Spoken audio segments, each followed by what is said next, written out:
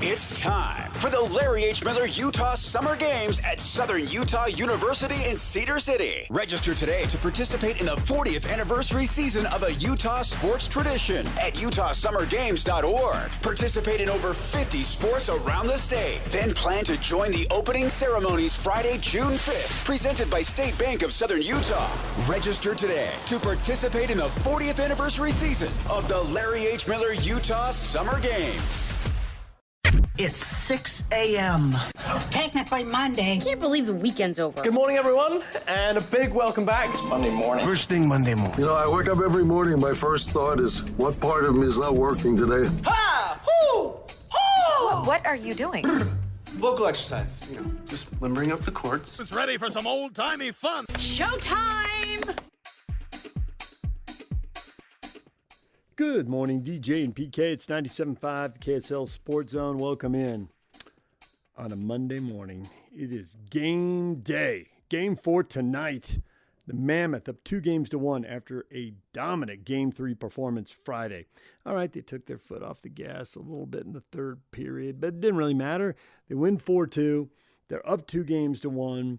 It's best of 7, so no, they don't win if they win tonight. But, man, you go up 3-1. You give yourself not 1, not 2, but 3 chances to win a single game. You know, momentum's so funny in the world of sports. Vegas changes coaches way late in the year, way late. And all of a sudden they're on this incredible stretch, right? They don't lose a game in regulation. They only lose 1 in overtime. 6 games, 7 games, 8 games. I mean, stats are just piling up, right? But when the Mammoth break through in Game 2, and then when they win convincingly in Game 3, like, is the mojo gone? Is it over? It's just 2 games. If Vegas wins tonight, series is 2-2, which multiple people have told us in interviews, the series is going to go 6 or 7. It'll probably be 2-2 after 4. So we could be right there. And we could be essentially 12, it'll take a little while, like 15 hours away from a 2-2 series. All right, we'll hear from Andre Tourigny, the head coach, coming up. That whole thing about momentum and the Mammoth, I was thinking about because I called the RSL game last night, and they had a ton of momentum. They lost their opener in Vancouver. They won 5 of the next 6. They did have a 2-2 draw in LA. They picked up 16 points in 6 games. They were flying. But they had a bye built in for an international weekend. They played a game, and then they had another bye built in because the league decided to move a Seattle game into an international window in September when RSL is going to be shorthanded. RSL not happy about it. And also that the sod field in Seattle that had just been laid down on top of the turf could grow in preparation for the World Cup. So RSL, your needs? Your needs are nowhere near the top of the list. So they only play 1 time when they should have played 3. So they basically had 4 weeks for the game. And then they all of a sudden have to come out and play 3 games in 9 days. And predictably, it didn't go that well. I mean, the middle game was Miami, and Miami's very good. You knew that might be a problem. And when you play 3 times a week and the last one's on the road, that might be a problem. And now it's like 2.5 games. I mean, they look good in the first half against San Diego. They didn't look great in the second half. They haven't looked good in the 2 games since then. They've been outscored 5-1 over the last 2.5 games. Clearly, they've lost their edge, lost their mojo. Feels a little bit like Vegas, except this is early in the regular season. And Vegas is in the playoffs against the Mammoth. So the timing's a little different, to be sure. What did Pablo Mastroeni think about that game? Too many giveaways in the midfield. One of them led to a goal. A foul just outside the box. A great free kick. And then it looked like RSL might have drawn a penalty, but they didn't get the call. And then they definitely could have, would have, should have drawn a red card and didn't get the call. And then sure enough, even though they scored, they end up losing because they give up a penalty late in the game. So they're not happy with the refereeing. That's pretty clear. Here is Pablo Mastroeni after the game. Pablo, your overall thoughts on the match. There was a lot there. Where do you want to start?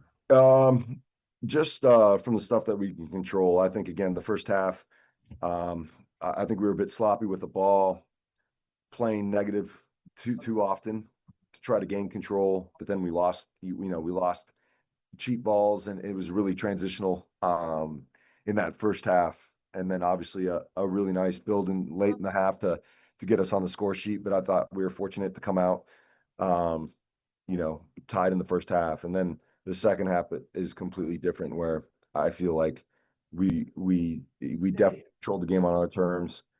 Some great actions, some great moments, and again, just lacked the final the final decision, the shot. We had a lot of things on goal, but it wasn't anything that really challenged their goalkeeper. So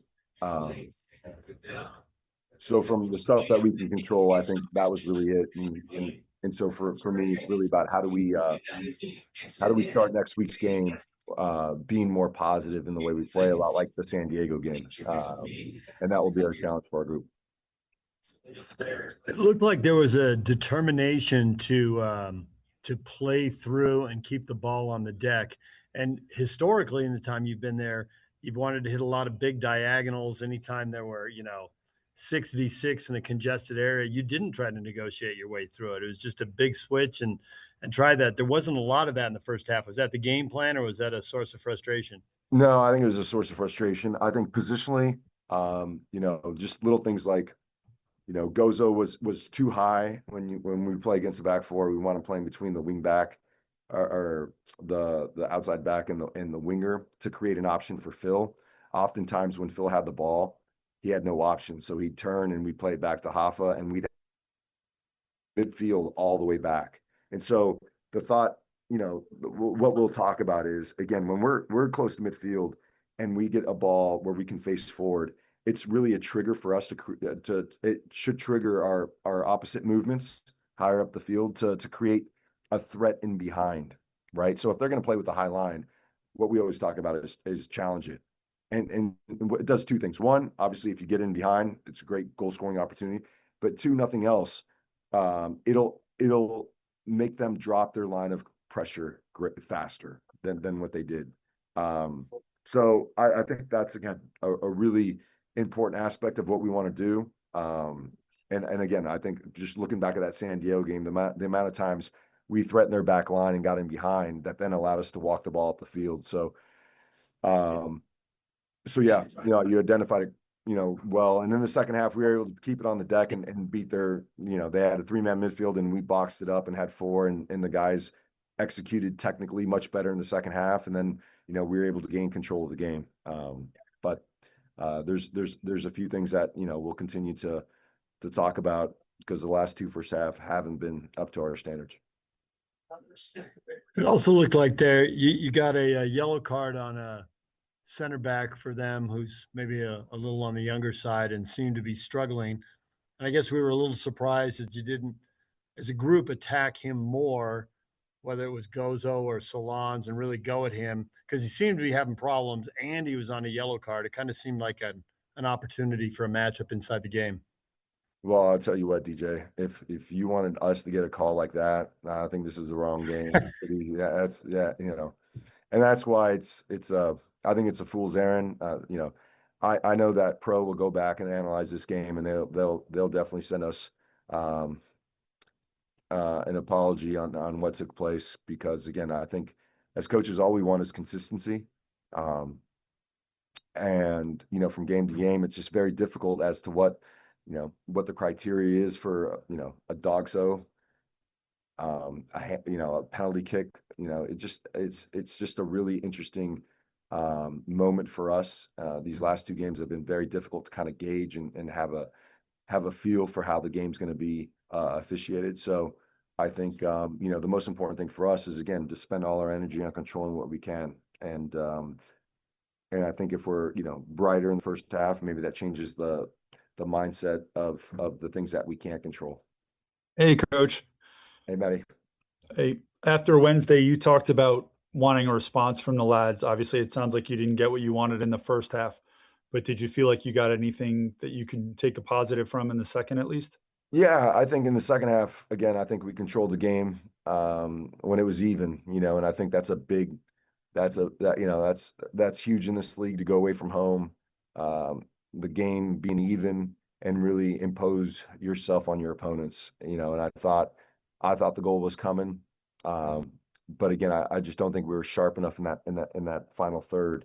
But again, I think there was a lot of pressure. The field tilt was in our favor. We had a lot of momentum, and I think that's a really difficult thing to do in this league when the game's even. And so that's probably the biggest takeaway as far as positives in this game. The last I looked, your possession was over 60%.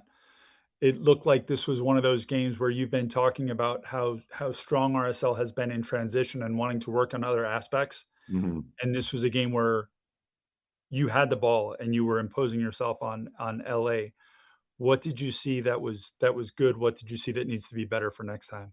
Yeah, I think for us, I think again, possession for me is just a stat. It's what you do with that possession that's important, right? And so you can use it to control the game, but at some point there's got to be a change of speed, or there's got to be a dynamic action in and around goal to make that possession valuable.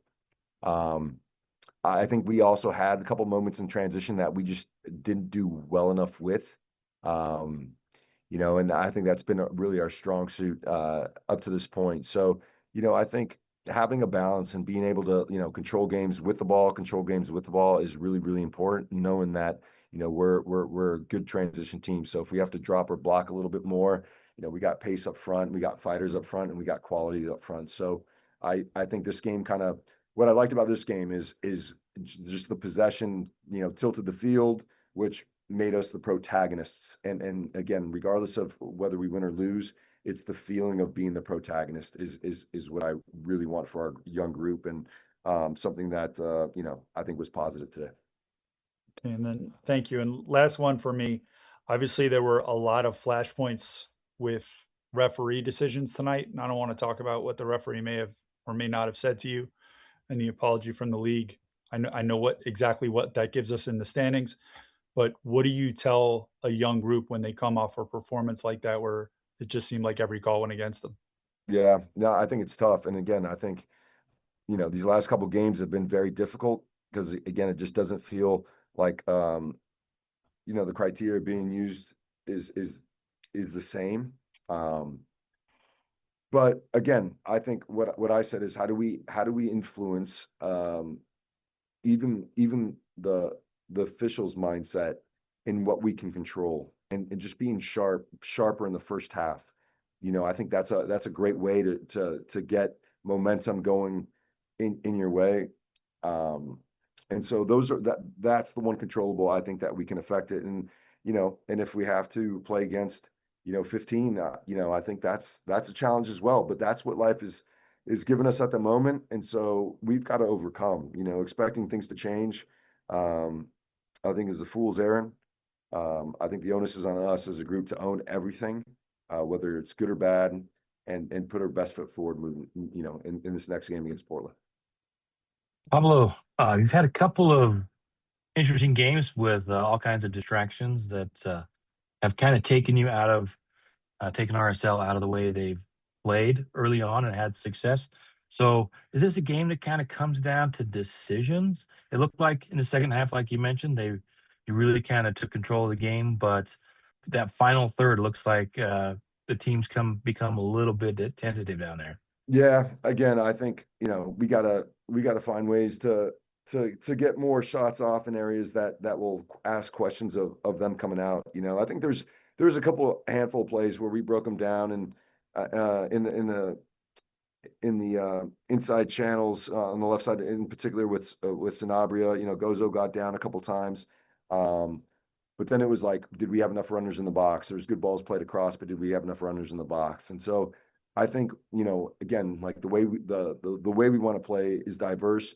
We've got to be more diversified as to how we get into those areas. Because again, when teams, put a lot of numbers near goal, even shots from distance, and I'm not saying, 30 yards, but I am saying 20 yards. You get deflections, you get rebounds, you get handballs. I mean, these are ways how we can influence the referee's decision as well. So I think we have to be a bit more, just a little bit more open-minded, where it doesn't always have to be this way. And I think we have the quality and the soccer acumen from the guys up front to be able to do that.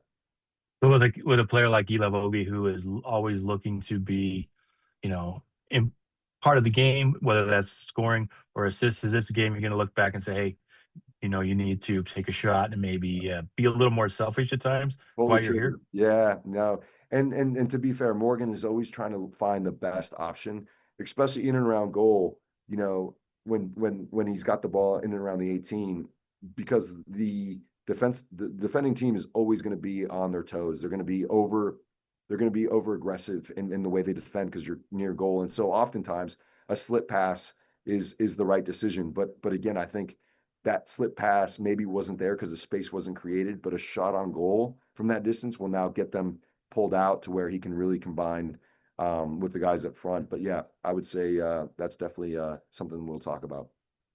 What about this? What subs? Luna came off a little early, it seemed like, or what were your thought process on the subs, and were you happy with what they brought? Yeah, so Luna was cramping. He'd come over to the sideline twice, getting some electrolytes. And so obviously, if we're going for the win, Luna's the last player I want to take off the field. But if he's cramping and he can't move, then it doesn't really provide he's not going to be at his best in a game that really requires, I think, like I said earlier, a change of pace, some dynamism in those areas in and around goal. So that was the decision with Diego. Didn't want to pull him out, but he was cramping.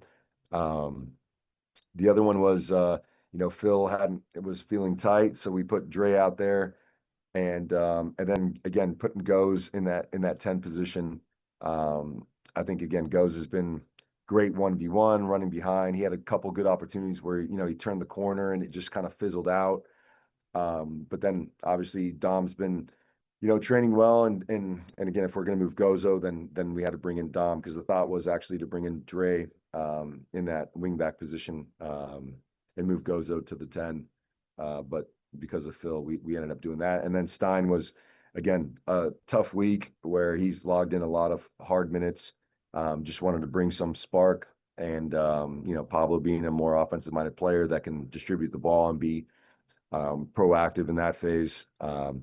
That was a decision behind Pablo.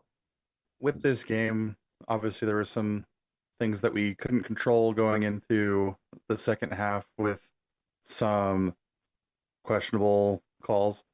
But with this performance, there were some things that were good. What, in your opinion, were some shining moments that you can focus on maintaining and bringing into the match against Portland? Yeah, I think, again, I think when our 10s were positional and then overloading, so like Aiden and Diego, there was a lot of good actions in the first half. So again, against a team that's playing with a single pivot, if our 10s are disciplined in those pockets, like they were in the second half, that was the biggest thing coming out of the halftime. We have very talented players in those pockets, and then it was just that the goal that was created with Diego and Aiden, and I think that bravery from Aiden to take the guy on 1v1, and then just I think just being more aggressive in that phase of the game, I think is really, really important for us. Where if we're passing it a lot, then we're not we're not expressing our true selves. And so I would say that the second half, where we were able to gain control of the game away from home with an even score line, says to me that at least the mentality is in the right place, because we want to win every game. We don't want to just come and get a tie. And so the only thing lacking was that, again, that polish in that final third. So I attribute a lot of that to tired legs, having had so much time off, and then, this 3-game week, it's been tough, but I think moving forward, we'll be physically capable, and we'll learn from these couple games. All right, there's RSL head coach Pablo Mastroeni. They got to pull it together. They have they have Portland coming in on Saturday afternoon, 2:30 at America First Field, a rare day game with Portland. That's ahead. Now, let's pivot. Let's talk hockey. We'll take a break. When we come back, head coach Andre Tourigny on tonight's game. Stay with us. Good morning, DJ and PK. It's 97.5, the KSL Sports Zone. Tonight, it's the Mammoth hosting the Vegas Golden Knights. Vegas wins and ties the series 2-2, or the Mammoth take a dominating 3-1 lead. Head coach Andre Tourigny meeting with the media. Here he is on, this is from his media availability on Sunday. Maintenance day, we have a list of guys. You saw it already. You probably already tweeted it. So those guys are all maintenance. Waiting for you to tweet it. Yeah, forget my login. Special teams, we've talked about how important it is in playoff series like this, but the detailed approach, a lot of players have talked about how Madden has helped them really have such a detailed preparation for the penalty kill. What have you seen out of that preparation helping your team? No, extremely detailed, hardworking, really good in his presentation to explain things. I often say coaching is not about knowing. Everybody knows. Everybody has the information, and everybody has the same videos, the same game. It's how you're able to explain it and make it as simple as possible for the players so they can apply it without thinking too much. I think Mads is absolutely elite. Obviously, Selke winner, 3 Stanley Cup, make it a living at playing against Mario Lemieux and those guys. You learn a little bit here and there. So he's unbelievable. I'm not going to ask what it has been or what it will be, but how do you like the way that this team has made adjustments through this, to this point in the series? I like it. I like the way the adjustment we made it, and it's always a chess game, kind of. Okay, you make your move, then they make their move, then you need to react. They made some adjustment where we need to be aware of and see how much that impact our game and how much that impact the game, and see which adjustment we can make. So I think so far, I like the way our guys react to the adjustment we made, and it's really important for us. During a long season, you bring a lot of adjustment, and you need to be able to adapt the different structure, the different system. When you arrive in the playoff, you should not have to bring something new. You should have something in your back pocket to play against whatever they throw at you. So so far, we were able to use some strategy we use later on during the season, and that's important for us. Kind of hinted at it with John Madden, but how great is it for you to have such a, helping and very well experienced coaching staff around you? That's absolutely elite and makes the entire difference. You'd have a guy like Blaine Forsythe who run your power play. Mario and I we have a lot of experience together. Like I said, Fozzie run the power play, won the Stanley Cup before, been in the league for 2 decades, and I think that's a lot. And Corey Schwab, another Stanley Cup, and another guys with a lot of experience. Plus, there's a lot of unsung hero, the Hunter and the Rip and the Brian and the Checker, who are extremely important to our success, and they contribute in a lot of ways, a lot of details. And it's important when you arrive in the playoff, you want to be detailed, but you don't want to be different than what you did during the season. So if you're not detailed during the season and you arrive now during the playoff, and now you start to, now we need to be detailed, and now you create what's going on here. So I think with the coaching staff we have, we're able to be detailed throughout the season. So we arrive in the playoff and we're ready for whatever is the opponent throw at us. What effect has momentum had throughout the series, both within a game and from one game to the next? It's really important, and we talk about staying even keel. Okay, we know they're a veteran team. We already said that, but in our room we have a lot of veteran as well. I have a lot of guys who've been there, done that. So it's important for us to stay even keel. Not just when you have an adversity or challenge. It's when you have success as well. The even keel is all the time, and we were capable so far in that series of staying even keel after a few good shifts. Did not change our mindset for the following shift, or the reverse is true as well. When they had a push, they had momentum, did not affect the next shift. We're capable of staying as even keel as possible, but obviously there's a good team on the other side, and they will have their moment, they will have their push. We need to have ours, and we need to be able to respond as quick as possible. You kind of touched on it in the reactive category, but when it comes to figuring out a team over a long series, how much of this, or rather adjustments or prep, is reactive versus proactive? You want to be proactive, but as well, you don't want to do too much. That's I think, like I often say to you, it's the balance. If you try to anticipate too much what they will do, you don't want to create a doubt in your head. And we, like I said, we have all the tools to play the way we want to play, to achieve what we want to achieve. So we don't want to try to create a monster at some area where there's no reason. I think there's you have your own responsibility as a team, and you need to play the best of your capability, and that solves a lot of problem when you do so. That's the beginning. So we need to play at the best of our ability, and from there see which adjustment we need to make. You've talked already about just the importance of the veteran leadership, and especially, on that blue line. I'm just wondering, what have you seen from the influence of someone like Uyghur, who's, a new face, but instantly kind of brought that leadership? Absolutely. I think there's I said that earlier this year I talk about John Madden, his experience. And we were talking about how exciting or the stress in the playoff and so on and so forth. And we were assuming later in his career, as his third Stanley Cup, the stress was not as high, and he was not as excited or so on and so forth. And he said, no, it's the reverse. Because he said, later on, I knew how hard it was. He said, early on, I thought, that's great, and you don't think too much at the consequence.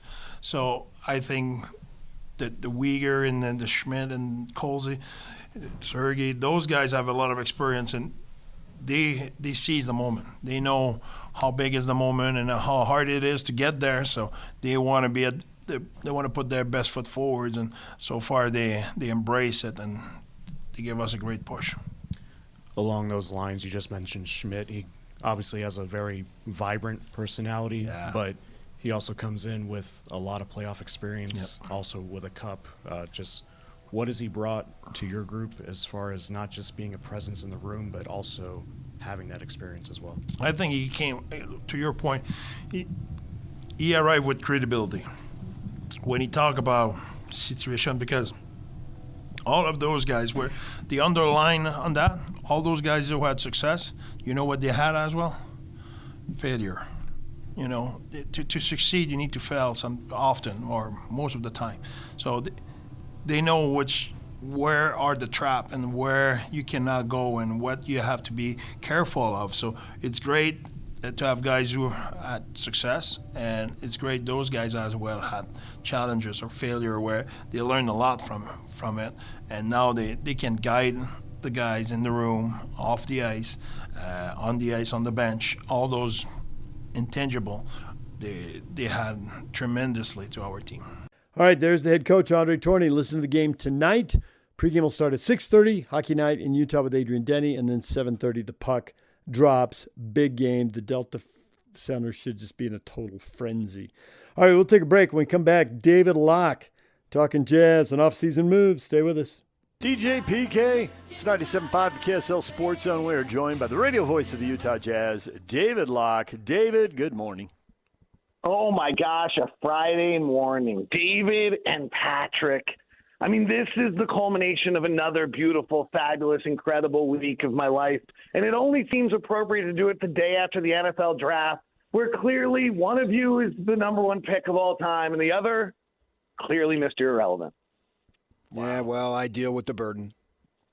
Okay, whichever one that might be. How are you guys? Good. Great. I've been watching the NBA playoffs, and I saw somebody say something, good. And I thought, I have to ask David Locke about that, because I think that applies to the Jazz. I think there's a Jazz player who needs to hear this, think about it, and then apply this lesson and learn from someone else's pain. Don't learn from your own pain. Watch other people make mistakes and learn from that. No reason to go down that road yourself. And I am talking about C.J. McCollum's post-game interview after Game 2 when he was asked, were you hunting Jalen Brunson? And he said, what do you think? And the reporter finally said, well, it looked like you were. And McCollum's like, as a matter of fact, I was. The playoffs, you find a matchup, you get an advantage, and you go. And Brunson's undersized, and they think they can beat him. And sure enough, CJ then hits a game-winning shot in Game 3 as well. And you have talked about Keontae George's defensive numbers, worst perimeter defender in the NBA. I expect the Jazz to be in the postseason next year. I really expect them to be in the playoffs proper, not just a play-in game, but in the playoffs. And a 7-game series, man, if you got those kind of numbers, they are going to be hunting you. And it's a terrible feeling. Do you think someone's having that talk with him and pointing it out to him right now? And how much is that going to register with him? And how much do you think he can improve? Or if somehow am I the only one who noticed it? That would seem incredible. That would seem No, unlikely. And I'll expand it out even further. Put Lowry in the sentence. Yeah. Lowry's not a very good isolation wing defender, right? Like, no, this is where next year's the 2-part challenge here for the Jazz as they progress is they have to become much better. Will said it multiple times in the last weeks of the season, much better at containing the basketball. I mean, that counts to Isaiah Collier. If he can shoot well enough on the offensive end to play on defense, that counts to all of them. There has to be just a dramatic increase in performance on the defensive end. The numbers you're commenting on are Taylor Snar's dunks and threes have had Keontae as the worst defender in the NBA 2 years in a row. I don't know if that's true, but you're not that and good, right? Like, it might not be the worst. That might be a stretch, but you're not that and good. So, yes, but I also think it applies to Lowry. I think it also applies to, like, Will Hardy's going to have to figure out some scheme things with the amount of size that he has of how is it that we don't get Keontae on an island. And I think Keontae should be better. I'm frankly more worried about Lowry. Like, I think Lowry has some physical limitations on whether in space he actually can defend as a wing 3. You know, if we're into the playoffs and it's Walker and it's Jaren and it's Lowry and we're that big and they're going to pull Lowry out and put him into actions, like, okay, well, how are we getting Jaren, Ace Bailey, and Walker Kessler on the backside to help out and keeping them off the rim and keeping them at 15 to 18 feet? So I think there's a schematic challenge to Will Hardy as well. No, I mean, hey, there was the Jaden McDaniels comment that every single guy in Denver's a bad defender, right? And that they're just attacking Denver. The Jazz actually, I'm sure somebody else had done it long before, and we opened the broadcast that night talking about the Nuggets were 28th in the league in rim defense. But the Jazz, I think, had 80 restricted area points against Denver. You know, like, Denver just can't stop you from getting to the rim, and then Jokic can't defend the rim. It's a real, like, the Jazz, ironically enough, I think other people had as well. It really exposed that problem with Denver. I actually, looking back at the last 3-4 weeks of the season, and think it's really interesting to look at, like, teams we played that just kicked the crap out of us, who, like, saw a crappy team coming in who had no interest in winning and just beat the crap out of us, and then those who played with their food. And those that played with their food are in trouble right now. That entertained PK. Nice chuckle, PK. Listening to your, the lockdown stuff you do with the Jazz, you were talking about DeBonsa and potential hole in the game, and I saw you took some blowback. Well, wait a second, man. You've got Ace Bailey as a potential number 1 option, and their 3-point shooting numbers are not that drastically different. Why were you high on one and have concern for the other? So A.J. DeBonsa comes out as a 30, first percentile of catch and shoot players in the NBA. And 40th percentile in college basketball. And the 40th percentile number has been a huge threshold number for players in 7 years worth of data that I've collected. So those players that are under these certain thresholds. Now, let me just be clear on one or two things on AJ. One is that his dribble is shooting off the dribble numbers are pretty good, which gives you some feeling it might not be a problem, and his spot up numbers are okay, but catch and shoot has been the best correlation we have. And if you're in the 40th, here's the numbers.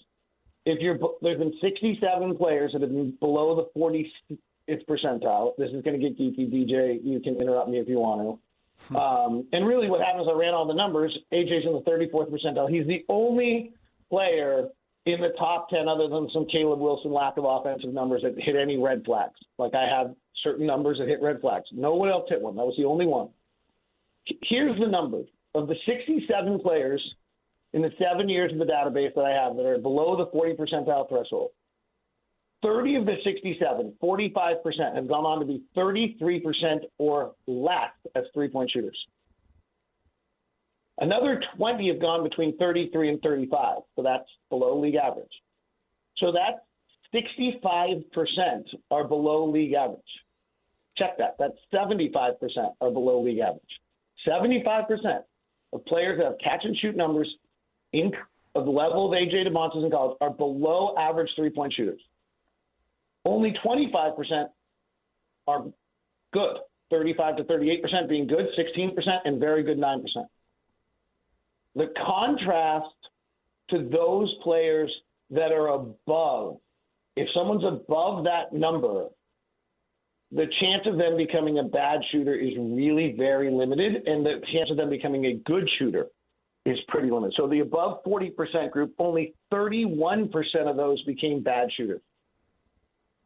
So that's a 13% percentage gap. That's a telling statistical find. Only 9% of bad college catch and shoot became very good NBA shooters, compared to 19% of those above the 40% group became very good. So it's half as likely that you're going to become a very good or even a good three-point shooter. Okay. I think it's just a concern. Like, it's just a concern. It doesn't mean no. Like, it's getting misinterpreted. But like, okay, here's the red flag. There's the data that backs up the red flag. Now evaluate. Like, he's not perfect. Sure. He's 6'9". His body's great. He goes to the free throw line at an incredible rate. And for a 19-year-old, that usually translates. There's all sorts of awesome things about him. But this is the one that's concerning. And specifically to me, it reeks of Paolo Banchero. And I'm not a fan of Paolo Banchero, but I'm sure AJ plays harder than Paolo Banchero, so it's probably fine. Suppose you're dominant in other things then, and you don't take as many threes. Yeah, then that's not the NBA. Like, who's doing that? I don't know. DJ was talking about how the game's changing a little bit. I don't think it is. Like, you got to shoot, man. I thought that what's his name, Nathan Grubler from No Ceilings, who does Locked on NBA Draft for No Ceilings, had a great line the other day. Shooting is now a prerequisite, and the other skills are the differentiator. It used to be that shooting was a differentiator. Shooting is now a prerequisite. But when you say shooting, you're talking about three-point shooting. Well, the ability to shoot at all levels. Like, all right, who's a really great player in the NBA that can't shoot the three? Rudy Gobert. We're talking about the number one pick of the draft. Let's make sure we're talking about, right? We're talking about the number one pick of the draft. We're asking for someone who is – our goal of this player is to be a 10-time All-Star, which Banchero may turn out to be, and probably a multiple-time top 10 MVP candidate. Like, that's what we're hoping for, right? So who in the top 20 players in the NBA can't shoot?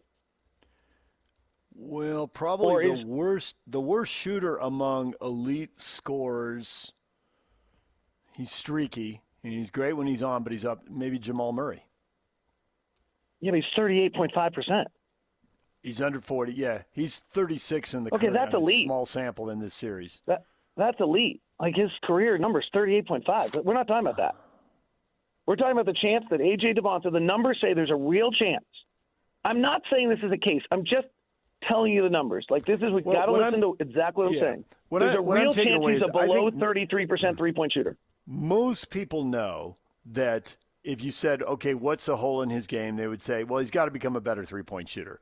I think even you can go to, 17,000 BYU fans are in there screaming. And when they stop screaming when the game is over, he said, what does he have to improve in the NBA? I think they would say his three-point shooting. And what all these numbers you've given us is that if you're where he is, it's not a slam dunk. The odds are against you. Obviously, some people do it. You've given us those numbers. But it isn't an automatic that he's going to improve there. And most of the best players in the sport do shoot the three pretty well. They do. Yeah. So if you can't. Okay, you said it perfectly. You said it perfectly. And just to, for those who want to, you still got to, Anthony Edwards was one of them, by the way. Anthony Edwards was on the wrong side of this. So it can happen. And Anthony Edwards is now one of the elite shooters in the NBA. Who are the best shooters from three in the NBA?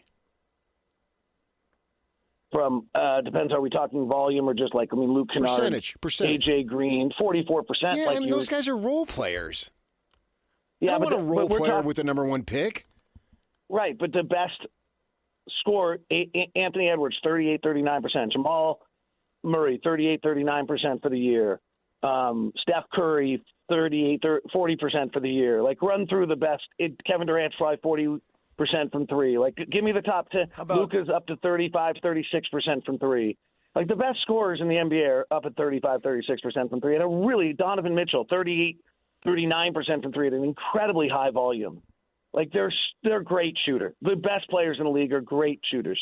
Cade Cunningham might not be. Cade Cunningham might be at 33 or 34%. And I bet that would be, he might be the exception to the rule this year. I'd have to see what his numbers finished at. But if we go run the top 15 shoot scorers in the league, they're up 35, 36%. Like the script of a high scorer at 30, 31% is a problem. I'm not saying that's going to be. I'm just saying that's like got to be a discussion. Like it's just not a slam dunk. I think you're ripping the kid because you don't like BYU. That's what you're doing. Right, 100%. That is such a PK thing to say. Because a spreadsheet kicked out a red number. You know, I didn't realize that my whole problem was that a negative number in my. I hate BYU, but a negative number in my system is red. So all the Utah fans hate me because I'm implying that red in my if a number goes below a threshold, it turns to red, and red is negative, and that's my fault. I mean, I clearly hate Utah too. Yeah. If you passed on DeBonsa, because all of this is relative, if you passed on DeBonsa, who's the number one pick? Because the other people, there is no perfect player. Everybody coming into the pros has something they've got to improve. I mean, it's Kevin Durant, who everybody knew was awesome, couldn't lift enough weight. So there's always going to be something. So on Peterson, I think watching him a little bit at Kansas, they had just no space, and it's just hard to tell what he can do if he's playing pick and roll. He just didn't run very many of them, and he obviously didn't play a huge amount. So I would, really have to try to go back and look at some of his high school stuff and then maybe have him in the gym, or, that's hard to do at this point. But I'd have to have an understanding of what you think he can do with the ball in his hands. He's clearly not a point guard. Like he's a two guard from the little bit I've watched. Yeah. But his movement shooting is pretty incredible. He made two plays in a game. Where was it? It was Kansas, Texas, maybe, or Kansas. Anyway, 2 second jump plays on the rim where he followed up his own misses that were just like astronomical. So I think in space, he's, and he almost never got in transition in Kansas because it was just so clogged. So I think that, you have to figure that out. And then I do think there's a Cameron Boozer argument here. Defensively, certainly, there's two. So the negative is that he's just so heavy-legged and whether he can move defensively. Ironically, I think he reminds me of Banchero in that sense. So we're just kind of going back to this former number one pick. And he's got – I wonder if he could thin back out a little bit. Like, I just don't know that I think that's his playing weight. In college, you're bigger and stronger and you're a beast, and I don't know – but his body might not, and then maybe he's a mobility problem, and he's certainly not going to be a rim defender, so he's in the ilk of Sabonis and Şengün and these kind of players. The one thing that's really different about him is he can really shoot. And so, like Sabonis and Şengün have been these hubs until recently when Şengün has decided he doesn't pass anymore because he doesn't like burner count, and so therefore he's forgotten that he once was a passer.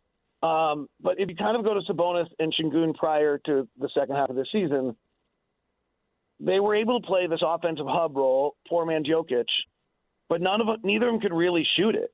What happens if you have Cameron Boozer playing this offensive hub role, both inside and outside the three-point line, and he can shoot? Like, I really think that's a fabulously interesting player that can transform who you are offensively. Defensively, you got to figure it out, right? Same kind of conversation that there is possibly this glaring weakness, and we just opened this conversation about if you can't defend in space, you're going to be pulled out to the middle of the floor in the playoffs. And Boozer feels like that could be the case for him. But I do think there's a real chance that he could be one of the most influential offensive players in the league. I don't know that he could run the offense, and maybe he could, but I don't know that he could do that outside the three-point line. Now you're starting to talk Jokic territory, Yeah. But definitely. I'm being careful to not use that name, but yes, you're correct. But definitely at the high post in that 15, 17, 18-foot range, I think he's a terror. I think that's the reason everyone's had him a slam dunk top 3 pick, because when he gets the ball in that range, he can shoot it, he can pass it, he can put it on the floor and beat to the hoop and get a layup or a dunk. He is a terror. And so if he'd grown up 30 or 40 years ago when people were running high post offenses, oh my gosh, I mean, holy cow, that'd be awesome. And maybe he will be able to step out to the 3-point. Now we're back to, again, with DeBonsa, you got to project a little bit, and that's why all these front office type and all these scouts get paid, is to figure that stuff out, because that's a tough call. And it's like you said with Peterson, there's stuff you don't have to do in college. You just don't have to run an offense that far from the hoop. Right. The league is moving a little bit away from pick and roll, not a ton, but not as much as people want to make it seem. Like, in other words, yes, we've reduced the amount of pick and roll we're running, and we're still running at 50 to 60% of our plays instead of 75%. So, Will Hardy kind of with the off-ball action and the handoff action Mike Brown ran with the Sacramento and the Denver's run with Adelman, I do think there's more. We saw it with Nurkic, right? There's more activity in this game right now where you're trying to play 5 out, or in this case with Boozer, I don't know what position he plays, in which you're playing with that hub of an offensive player, maybe in or outside the three-point line. So I think that high post offense is actually coming back a little bit. All right, there's David Locke. When we come back, what is trending? The headlines are next.